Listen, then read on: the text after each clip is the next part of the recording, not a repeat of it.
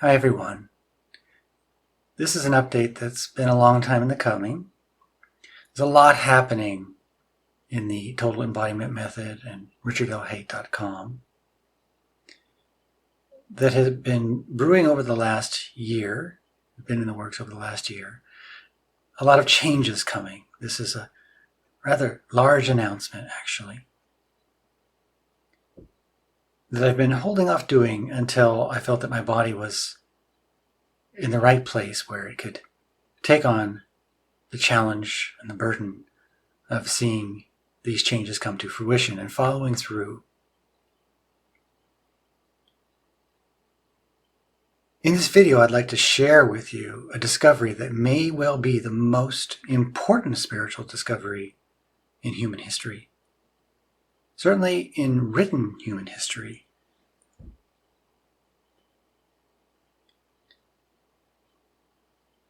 As many of you might know, last December 2022, my body started breaking down.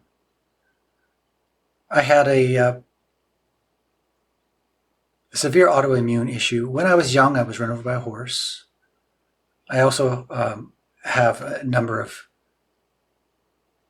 profound digestive issues, which were due to the autoimmune issue. Maybe they're interconnected, where I really couldn't eat anything. And about December, paralysis started to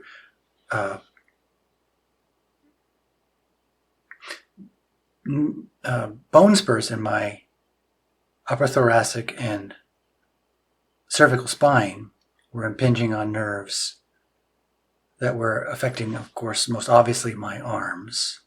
And I had lost the ability to move largely my left arm. Two different doctors said that I would be paralyzed. And that seemed to be what was occurring. I couldn't hardly eat anything. I could hardly sleep. I was in a lot of pain. I started losing weight. I ended up getting down to about 140 pounds.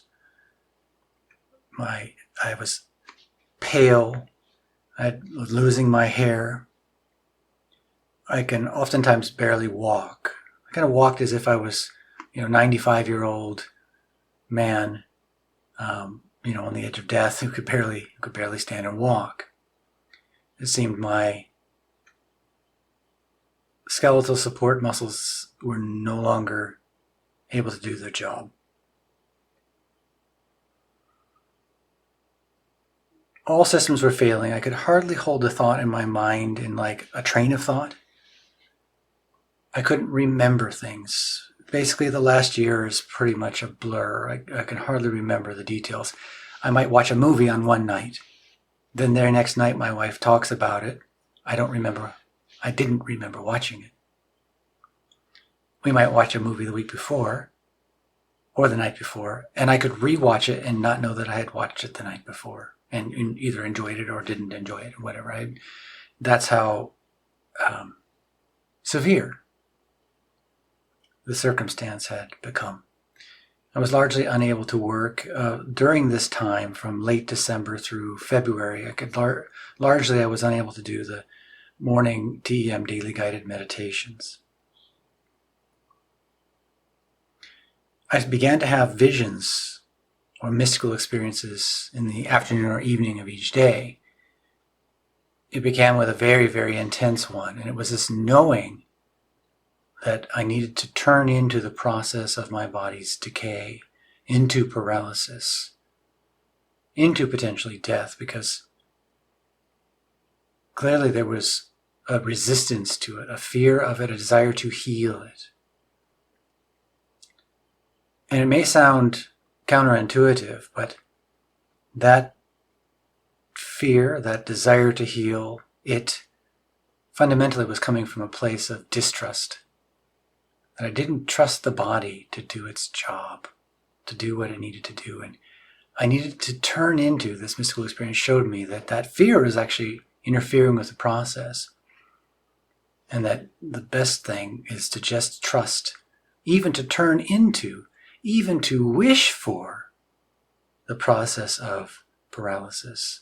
I reached out to my students, my facilitators, and asked them to actually pray that this paralysis process come upon me. It sounded very strange to them, but I could understand I was doing it because I needed to face this fear. I also told them that there would be a profound revelation as a result of going through this very painful process, and that something new would be realized, and I would be able to share it with the world, something truly amazing and helpful to humanity. A few days later, I made a Zoom video that I uploaded to YouTube, and I will link it in the description below. It will also be a video that you will see once this video is over. At the end, you'll see that the video will show up and you can click on it to watch that video for verification. Even better, I'll just append the important parts of that video to the end of this video. At the end of this video, I have appended that original video to show what it was that I had said and how it has come to fruition, which is a verification of the correctness of that mystical experience.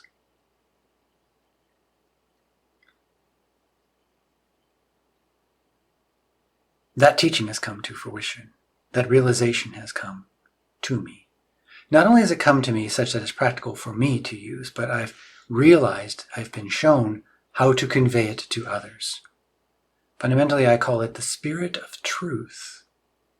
What I mean by that is within each of us, there is a common life force. It is the true you. It is completely honest, clear. It is intelligent. It keeps track.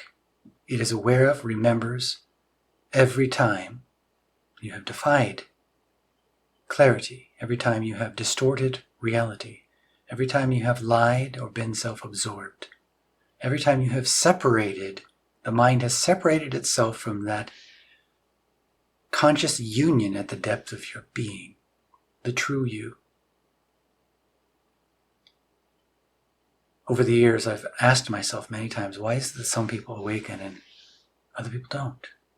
Even those who fervently say they would like to awaken. And it comes down to this spirit of truth and another spirit within the human being, the spirit of deception, or something I call the trickster. You know it well. It's that thing that knows you can't afford that car but starts to justify why you should have it anyway. It's the thing that spins when you've done something inappropriate to cover yourself. It's the defense mechanism that prevents you from seeing reality as it is. It's the judgmental voice that thinks it's capable of understanding the nature of reality and applying a label to it. We judge it, we judge ourselves, we judge others. All of that is the trickster or the spirit of deception. The spirit of truth within sees it all. In the subconscious, we are aware of all of these deceptions. Yet we do it anyway, because we are out of touch with the spirit of truth consciously. And we are in judgment of that darkness, of the spirit of deception. And so long as we're in judgment of it, so long as we think of it in terms of evil, so long as we separate good and evil as a moral judgment, we're suffering. And every time we lie, we deceive, we spin, we blame, shame, we guilt, we create a victim narrative for ourselves or others. Every time we create a statement of arrogance that I know the truth, something that a human being is not capable of knowing the truth of, the essential truth of being. All of our beliefs are coping mechanisms. All of this stuff is the playground of the trickster. And so long as we maintain those structures, those tendencies, those habits, we cannot awaken. What I was shown is how is through a certain way, a certain development of awareness within the body and precision, energetically, physically, mentally, it's possible to actually turn off the voice of deception. It's like just switching off a button. And though we might be able to think of the lie, our mouth will not be able to say it. It would be such that you might imagine you have a white cell phone and you want to think it's black. You can think it's black, but you won't be able to say it. Not because you would feel guilty or bad for lying. Physically, you can't say it. As we practice this method deeper and deeper, the spirit of truth starts to embody more and more. Not only are we unable to say it, we're unable to think it. Now, that would be very difficult to live our lives that way because we are social beings, and the people around us may not want us to speak the truth all the time in every moment of our lives, especially if it might implicate them. So it's not that you can no longer tell a lie. Imagine the old philosophical question, if the Nazis came to your house and asked, where are such and such a person, because they're going to arrest and of course put them in an internment camp or kill them, you can break that inner balance such that the lie is possible, and another person who's not aware at such a level would not be able to detect it. But you would be doing it out of a service to the others, to protect their lives. Not out of self-absorption. If we're being very honest, most of our lies in deception are kind of self-absorbed. And there's often judgments and things like that behind them. Now, if what I have said to you already doesn't calculate into your mind as being maybe the most important spiritual discovery ever, or certainly in known human history, maybe you're not awakening because maybe you've not been paying attention to the deceptions of your mind.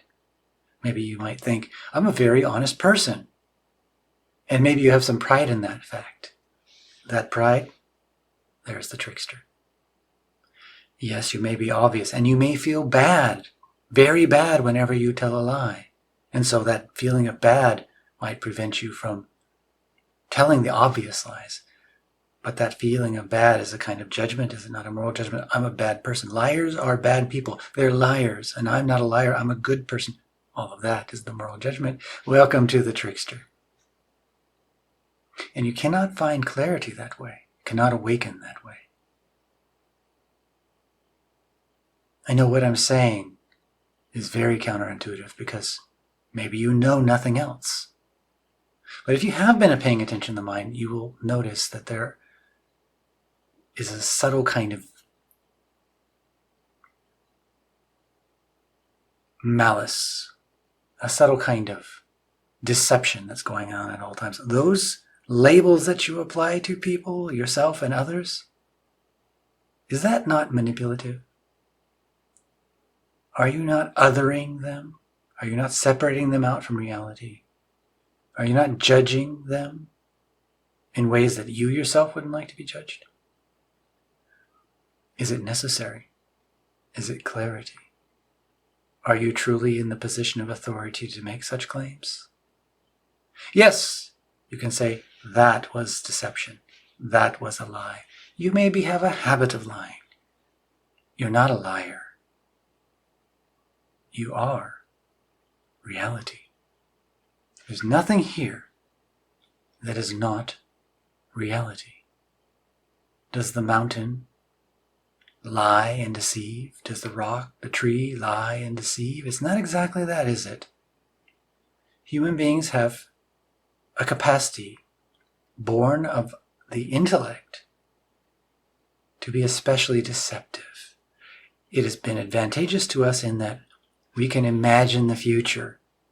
We can create things in our mind through our imagination that don't yet exist and invent them. We can recall the past so that we may learn from it. That's a beneficial use or benevolent use of the intellect. However, that's not the majority of the times that we project to the future and the past, is it? How many of us suffer from anxiety, a compulsive projection into the future to anticipate negative outcomes? Is that not a trap? Is that not a dream that veils you from the vibrancy of the present, of the vibrancy of reality, of the vibrancy of you?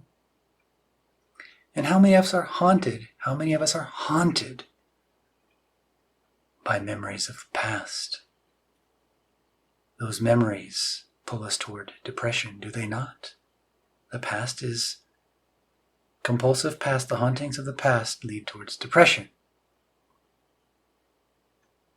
The compulsion to anticipate the future leads us to anxiety. Is not antidepressives and anti-anxiety pills and a common, almost normal medicine to take these days? Virtually no one, almost no one, actually is living centered in the present, perceiving reality through the spirit of truth. It's not that doing so means you cannot access memories. They're still there. It's just that they're no longer haunting us. We can make use of them for learning. We can still project to the future to invent. We're just no longer compulsively pulled to it out of a neurotic fear. How would it be to live that way? That's what it means to awaken. Many people have experiences, mystical experiences that they call awakenings.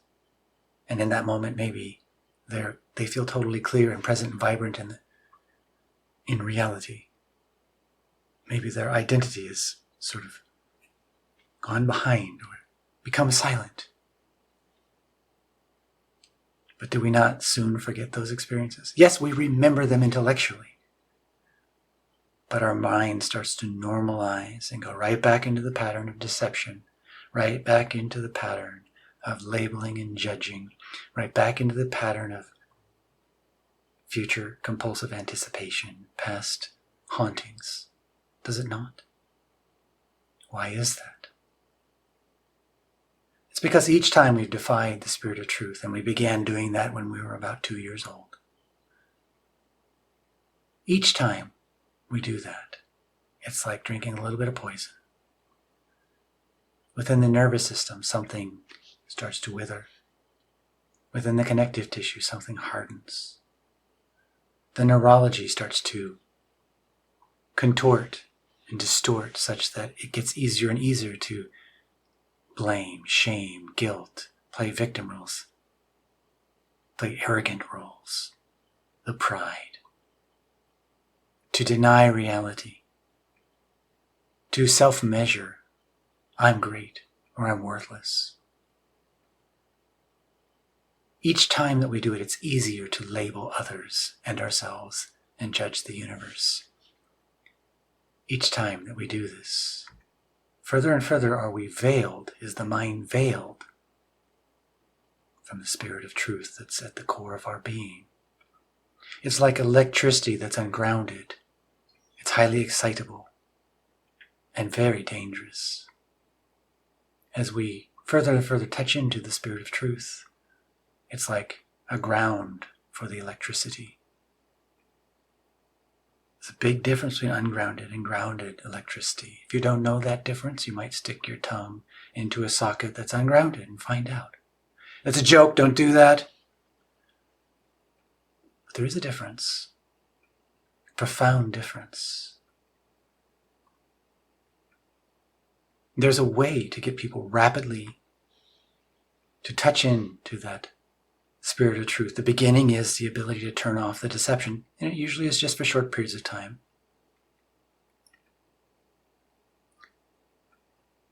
There's a way to make people conscious of the psychic debt that is within them, like oceans of it. If we tap into that spirit of truth, we begin to transform that psychic debt to become clear. And in the process, something really incredible happens. Our bodies may start to heal, to rejuvenate, even to apparently reverse age. It seems to be what's happening with me. Again, you can visit the video at the end to get a sense of where I was just a year ago, even just a few months ago. My body is vibrant, becoming stronger and stronger. Before, I could hardly look to the left or the right. I could not move my left arm. I could move my right arm, but with a limited range of motion. I was in such pain that I had to constantly rock so that I wasn't suffering.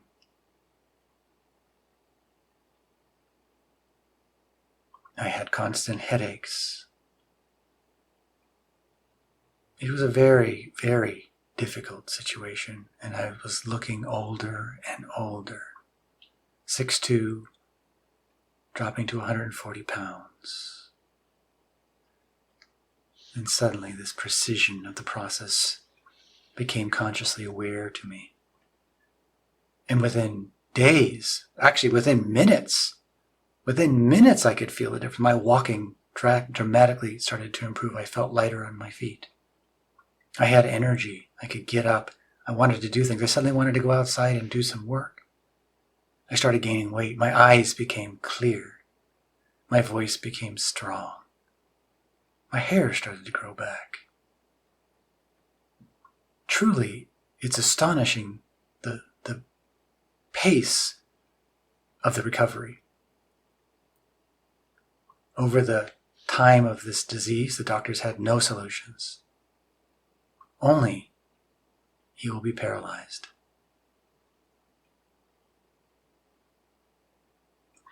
My goal was never to heal this disorder, never to heal it. It's very counterintuitive. Completely to trust my body, to trust the universe. Not that it would heal, just trust that whatever happened would happen, and that I would not judge the process, that I would create no further psychic debt. No blame, no shame, no guilt, no feeding of those things, no labeling of others, myself, the universe, residing in unknowing, uncertainty, enjoying freedom from the false confidence of beliefs. See, beliefs do something for us. They create a sense of confidence.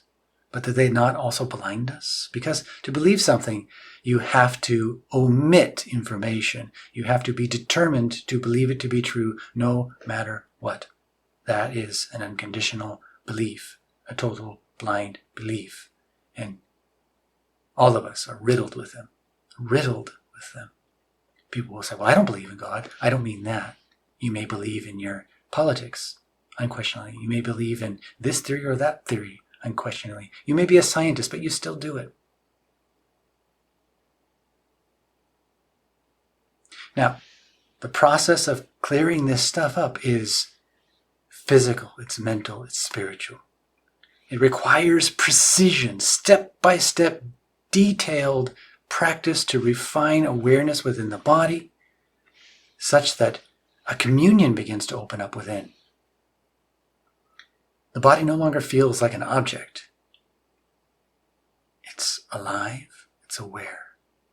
And we start to realize how it may not be trusting us, our guidance, because of the tremendous degree of deception, the labeling, the judgments.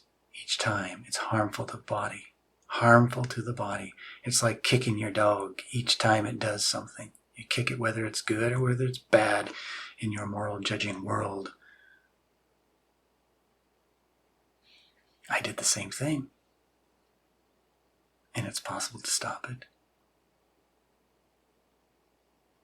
To develop a respect, a love, acceptance, and appreciation without condition for the body, for the mind, for the universe, despite the unpleasantness, despite the deceptive qualities, despite all of the quote-unquote darkness of the world, the corruption of our leadership, the breakdown of society, the breakdown of clear thinking. The awakening soul sees those things, doesn't point the finger at the politician, the organizational leader, or the corporation, but instead asks, is not the same thing that's leading them to deceive, is that spirit not within me as well? And can I not become awake to it? What can I correct in my life, within my body, mind, within my relationship with the universe? Because that's the only thing that I truly have immediate influence over. I certainly don't have influence over the CEO of PepsiCo or the US government, or not to cast aspersions toward either of those, but those are examples.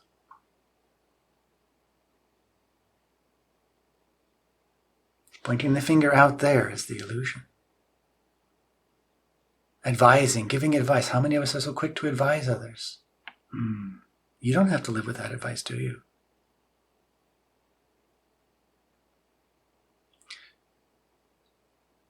This process fundamentally begins with a communion with the physical body. The Total Embodiment Method, its purpose fundamentally isn't for stress relief.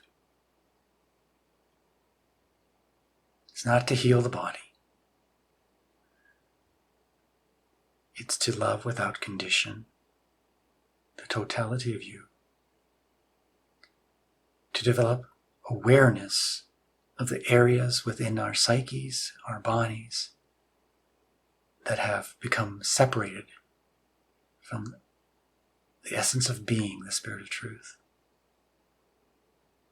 I've been teaching Total Embodiment daily guided meditations for some years now. I began teaching it online because I couldn't physically teach anymore due to the breakdown of the body.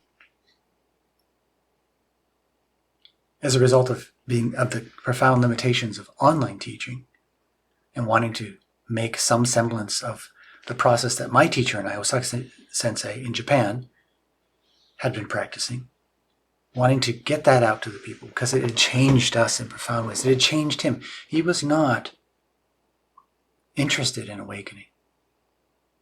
He said to me when we started to develop this method, because it had such profound impacts on our martial arts, because as our body starts to harmonize, our movement harmonizes, everything becomes more efficient, that this was our secret, and we should hide it, keep it secret from all but our highest level students. Initially I agreed with that, but then when he gave me the Menkyo Kaiden, what we would call the 10th degree black belt, or whatever, that graduation from the system, an acknowledgement of the total receipt of the system, he acknowledged also that the meditative process, the training we'd been doing, that I now call TEM, had profoundly changed him. We both knew that the world was going into this chaotic time of breakdown. And he said, if this meditative process, this awareness process, could so profoundly change me, I'm no longer so disturbed by such small trivial things that used to bother me.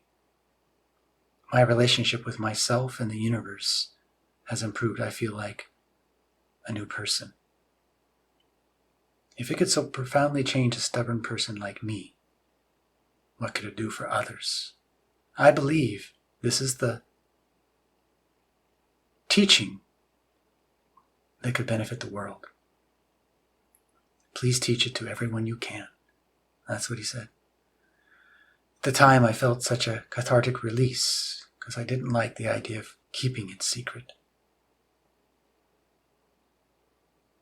And so I've done the best I can under the health circumstances I was under, not being able to train people physically, creating the Total Embodiment Daily Guided Meditations, writing 6 books now, The Warrior's Meditation, The Unbound Soul, Unshakable Awareness, Insperience, The Psychedelic Path, and The Genesis Code, 4 of which earned gold medal awards in book contests, 2 of which have become strong bestsellers, Total Book sells over 100,000 copies of my books.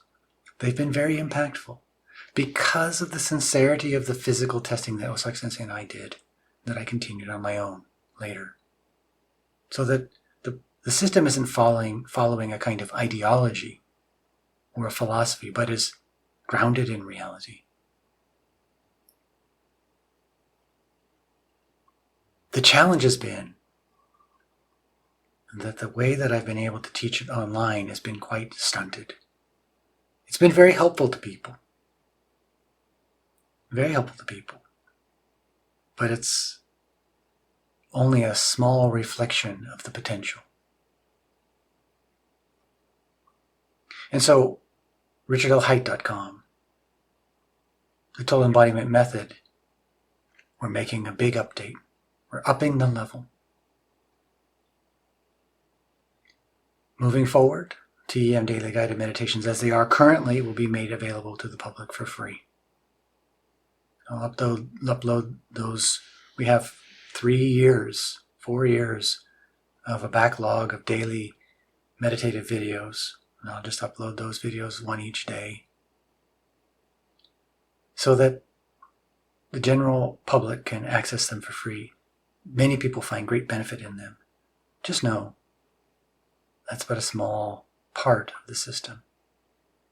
From here on out, my efforts, my live meditations, will be dedicated to awakening souls. It's time.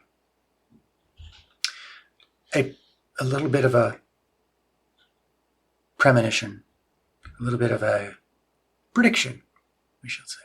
Something I saw in mystical experience some time back. The world is going into a breakdown. I wrote about this in the book, The Unbound Soul. For those of you who are interested, this was in 2015. The world is going into a profound breakdown. An apocalypse of sorts, but let's bear in mind that the word apocalypse does not just mean breakdown. It means breakdown and revelation simultaneously. Because oftentimes, corruption, the systems that are corrupt need to break down before clarity can be revealed. And oftentimes, it's also the inverse. As clarity is revealed, those systems break down. They're interconnected forces. The revelation and the apocalypse are one and the same. That's just the way it is. This world can shift into a harmonious state. I don't mean a perfect utopia. I mean the mass of humanity can awaken, can mature beyond the malicious, deceptive spirit of the trickster. That energy within that justifies the things you do and denigrates the things others do. That thing. The thing that's talking in your mind right now that might be saying something like that, I don't do that. That thing. Right? That's the trickster. That will soften. The spirit of truth will come to the fore and take leadership. And it will happen within a very small percentage of the population. So right now there are roughly 8 billion people on the planet. The square root of that population actually leads the population energetically. The square root of 8 billion is somewhere in the 87,000 people. It's a relatively small number of people spread over the world. TEM, moving forward, is dedicated to those individuals. Those individuals who are not just seeking to escape stress relief, that sort of thing, but the individuals that truly want to awaken to the essence of being by wading through the muck of psychic debt that is built up in their bodies for their entire lives. The individuals who want to learn or realize love, respect, acceptance, and appreciation, unconditioned trust for the mind and body, ultimately for the universe. Through awareness, not through naivete, through calm, grounded, centered openness, through a maturation of the body, mind, spirit, a unification.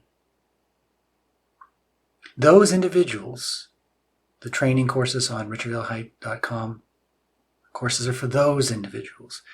Moving forward, TEM Daily Guided Meditations will be a paid subscription, but there will be a requirement to join. That's that you take the Warrior's Meditation Essential Teachings. There are so many things in there that I simply cannot convey in the 15-minute morning meditations. If you've only been taking those 15-minute morning meditations and you've not taken the Warrior's Meditation 25-day course, you don't know what you're missing. And that's okay. You might not be ready for the next step.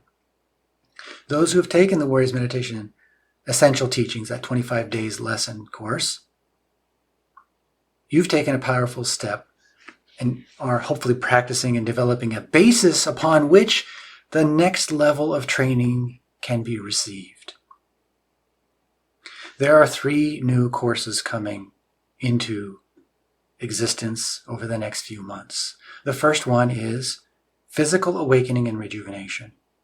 And this will teach you how to start to commune with your body more, how to go into a conscious theta state within the body, developing the proper geometry such that your body can start to rejuvenate and release, what will we say, some of the binds of psychic death. There's a lot that can't be released by that alone. We need to go deeper than that. But this will give you the foundation. Your body will start to release negativity, will start to release tensions. You will suddenly feel taller. Your walk will be lighter. Your body will start to rejuvenate to a significant degree. But that must never be the intention. The intention is communion. The intention is awareness, love, respect, acceptance, appreciation, and trust for, with the body, the mind, spirit. Communing with the body as if it had its own intelligence, its own awareness, and it does. Your body contains, through its genetics, the sum total history of humanity and every creature we evolved from the first microorganism up to now. Do you not think there is some wisdom there? That information is dormant within the body. It's there. We can begin to access it physically. Many people spend so much time thinking about awakening, and it becomes a philosophy and ideology, and we get trapped in that ideology, and we start judging others and ourselves based off of these teachings. More psychic debt. That's a trap. The secret is in the body, in physical awareness, in communion. Then our body, our spirit, that spirit of truth can start to emerge. In that first course, we're going to focus almost completely on getting into conscious theta and various novel stretching techniques that are compatible with that beta brainwave state. It will require subtlety, persistence, precision, with an open, loving, supportive heart. It will require a dedication of time each day so that your body can begin this rejuvenation process. But you will see the results very rapidly. Once you've developed some degree, you've practiced that for a time, you'll be ready for the next course, which is the Spirit of Truth. In that course, you will learn how to, through bodily awareness, energetic awareness, proper geometry, shut down, turn off the spirit of deception at will. Of course, as you forget many things in your life, you will forget that too. You'll go through your day and your work and you won't remember to maintain that geometry, that awareness.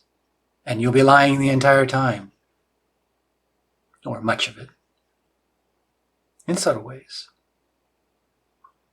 But once you've had just one experience of being able to turn that button off, you will have seen something that you cannot forget, that you cannot unsee.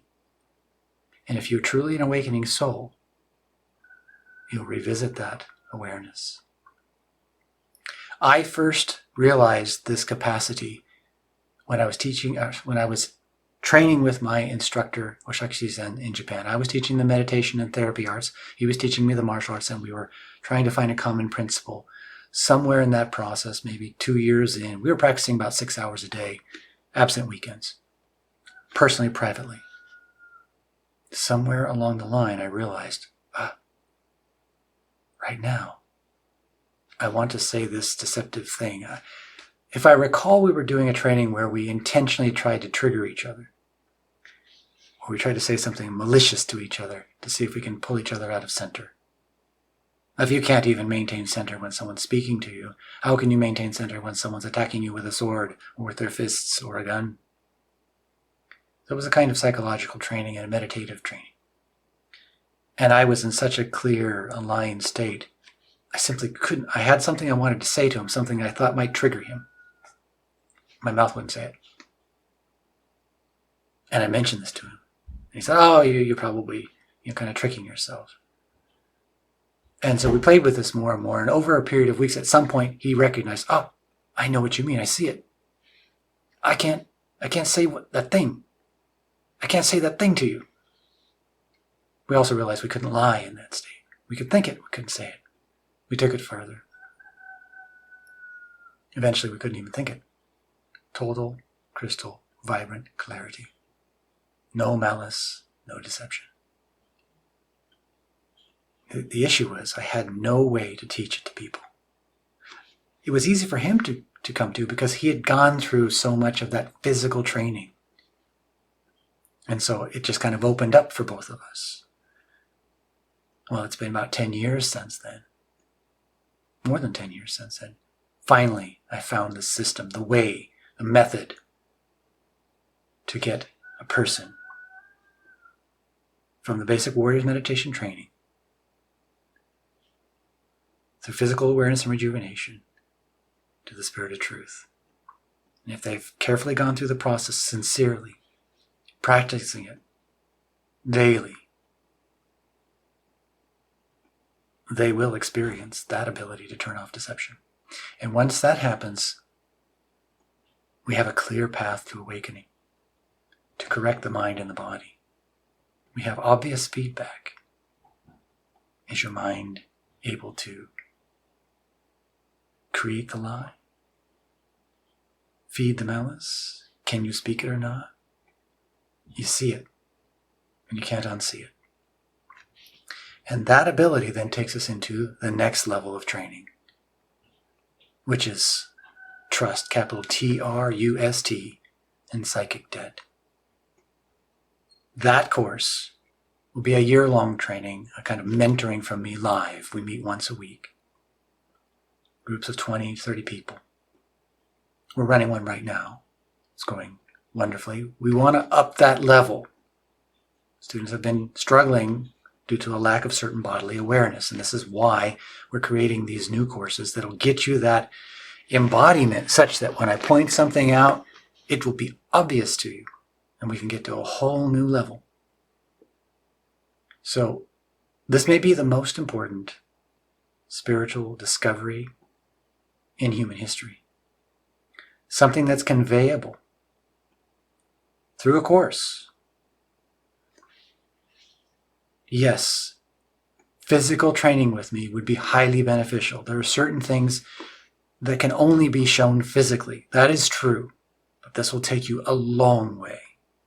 But it's for people that sincerely are drawn to awakening, no longer wanting to self-deceive.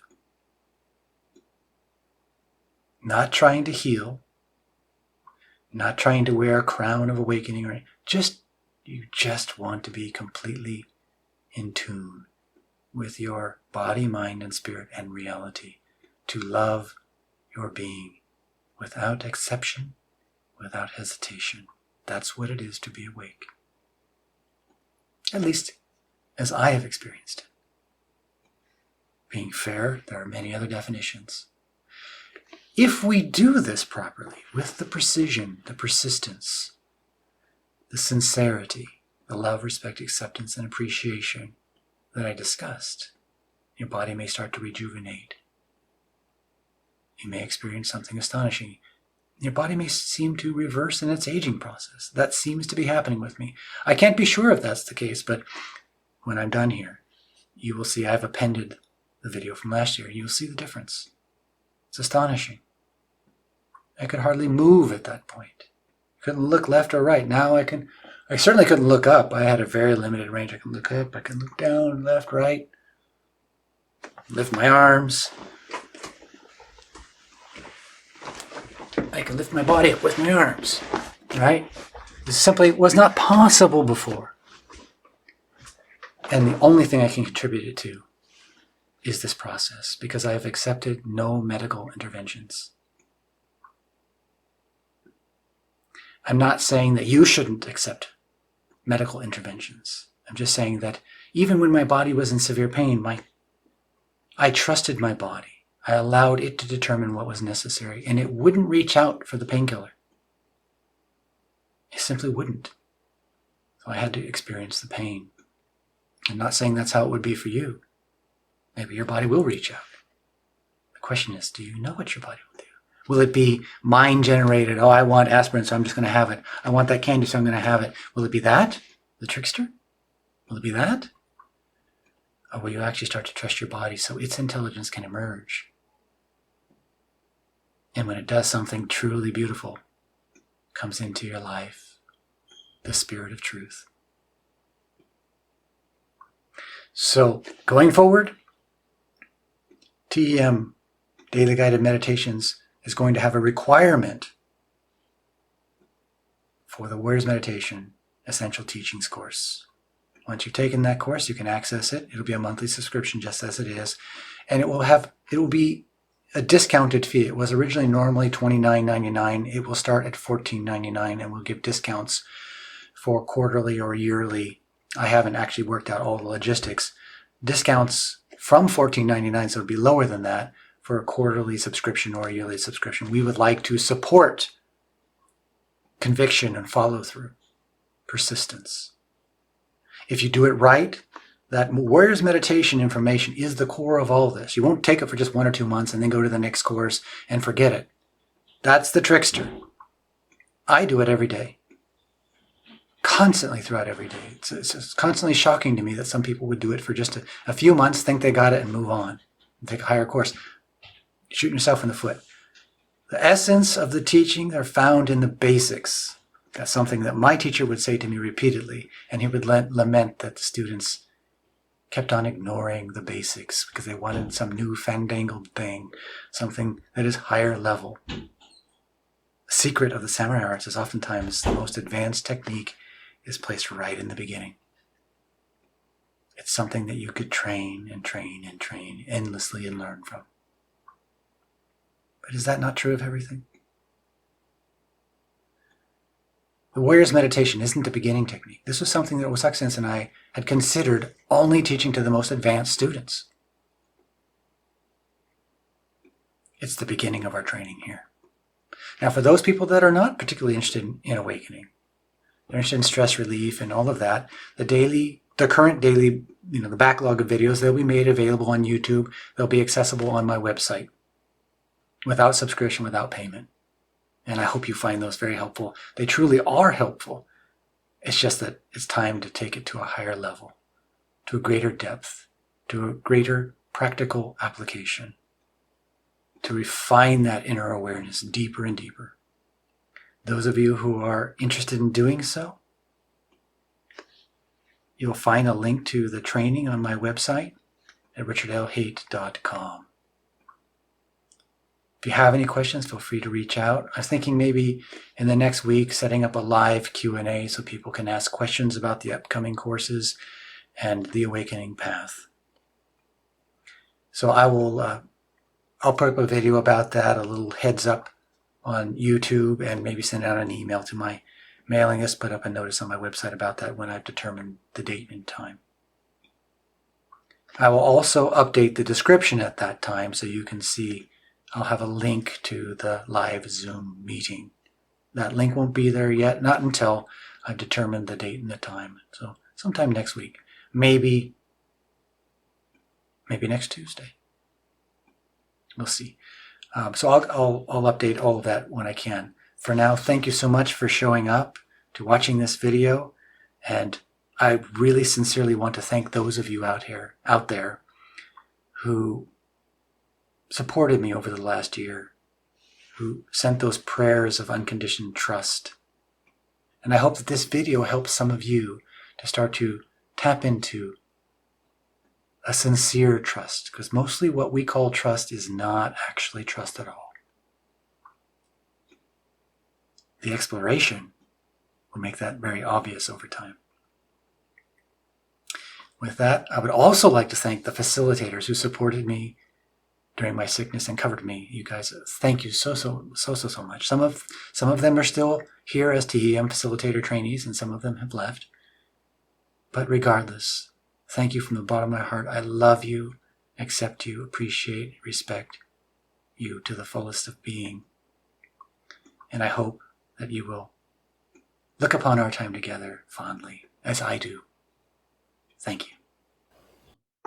Hello, everyone. Today is January 16th, 2022, and this is a message in response to the many of you who've reached out via email to ask how I'm doing and how you can be of support. And I just wanted to let you know and kind of fill you in on what's going on here, and let you know that I miss you in the morning meditations, as I've not been able to attend so many of them in the last several weeks. So what's going on is many of you may be familiar that when I was a young man, I was run over by a horse. And I was very fortunate that at that time I wasn't paralyzed, but there did a lot of damage on the entire spine, especially the upper back and neck and the lower back, the lumbar region and hips, and it was ruinous, physically in any case. But if it weren't for that, I probably would not have gone to Japan and studied the arts that I studied that ultimately led to TEM. So I don't want anyone to think of this as a mistake. It's just something that needed to happen, and without which I do not believe it would be possible to have TEM, the teachings, or any of my books, and the potential benefit that they can bring, certainly to my life, and I hope to many of yours as well. But what's happened is about 3 years ago, paralysis started to set in down my left arm, and later also my right. And the doctor informed me of issues with my spine that would eventually cut the nerves that reached down my arms, and possibly, worst case scenario, of course, paralysis from the neck down.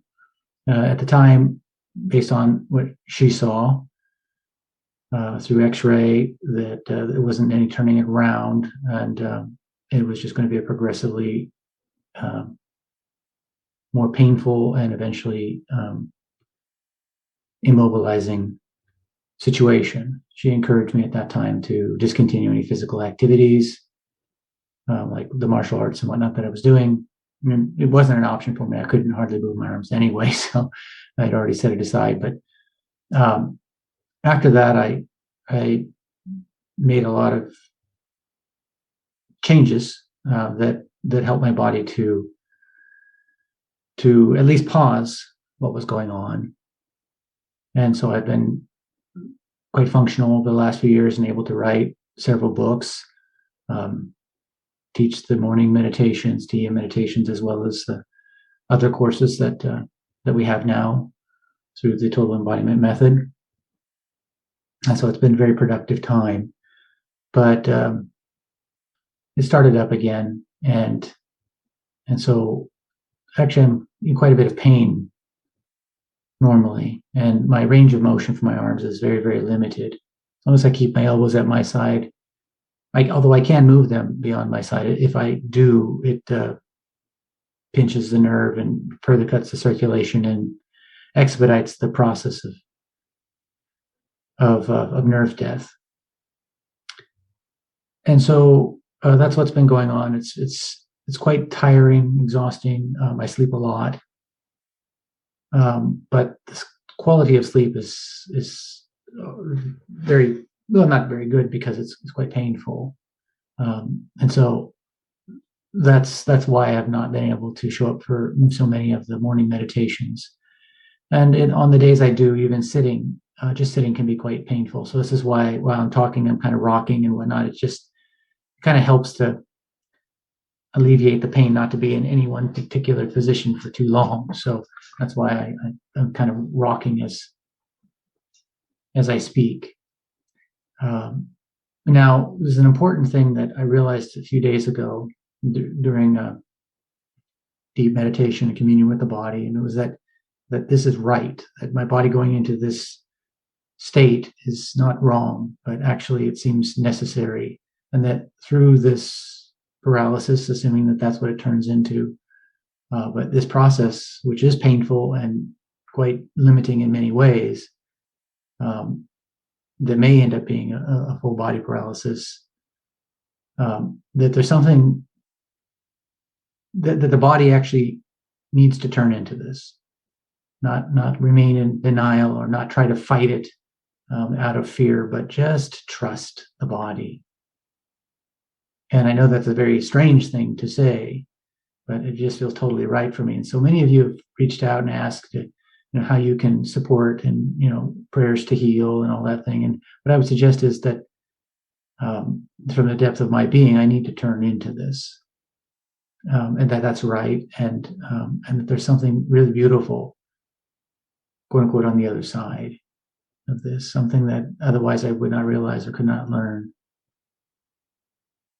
And so I would ask that actually, if any of you are inclined to prayer, is that it just be a prayer for trust, a capital TRUST, the all uppercase trust in the body, as I'm trusting in the body to the extent that I can, and that you pray for that trust.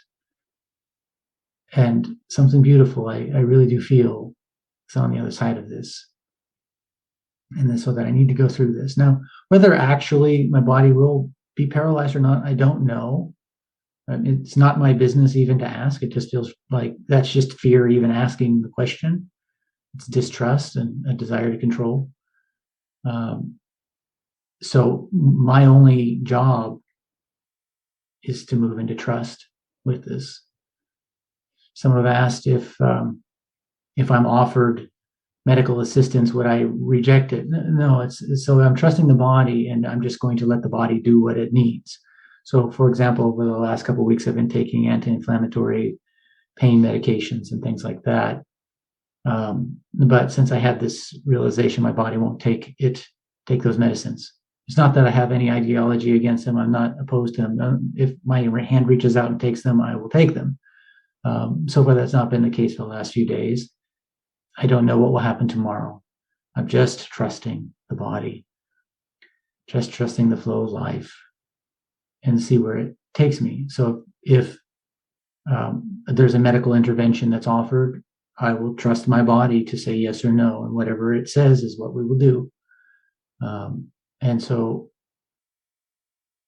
much like getting run over by the horse led me to Japan to learn the many beautiful things that were so helpful in my life and have proven helpful to so many others. I believe this similarly, or maybe even more so, will be helpful in the long run. Now, I don't know how long this process will last, but what I did see is that it's a total shutdown, and that something from that shutdown, something new can emerge. But the old pattern, whatever the old pattern is, needs to completely shut down. That's the current pattern. And then what new, something beautiful will emerge. So that's what I saw, but will that actually happen? It's not my concern or my business. my concern in business is only to trust.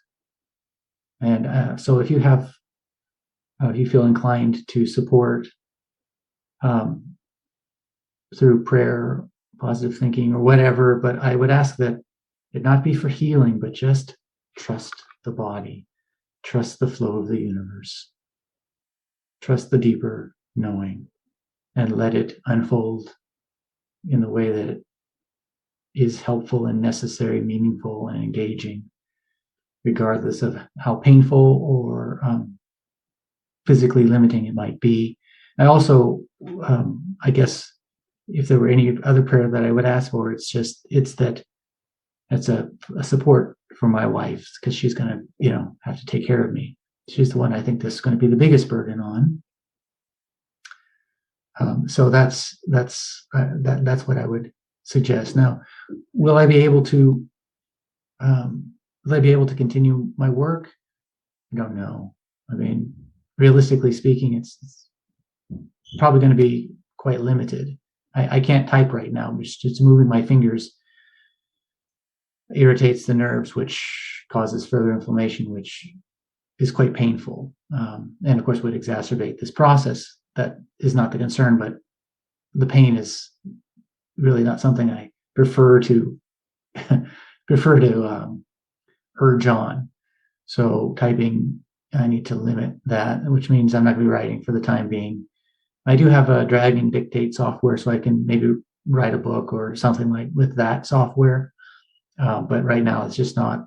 It doesn't feel like that's where I need to be. I'm not in that mode right now. I mean, whatever this process is going on, that's what I'm working with. That's what I'm being with and communing with.